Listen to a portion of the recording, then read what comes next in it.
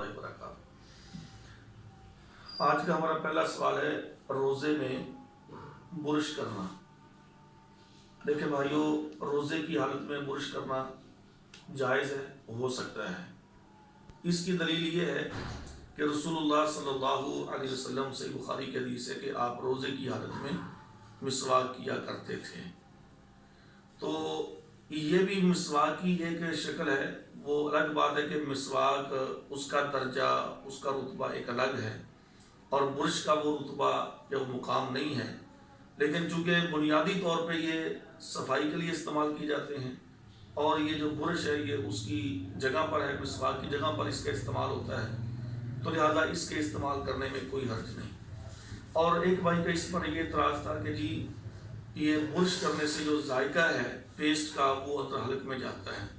تو بھائی اگر پیسٹ کا ذائقہ حلق میں جاتا ہے تو مسواک کا ذائقہ بھی حلق میں جاتا ہے، تو حلق کے اندر ذائقے سے جانے سے کوئی روزے پر اثر نہیں پڑتا۔ تو روزے کی حالت میں یہ مسواک کرنا، سرما لگانا یا تیل لگانا، کنگھی کرنا،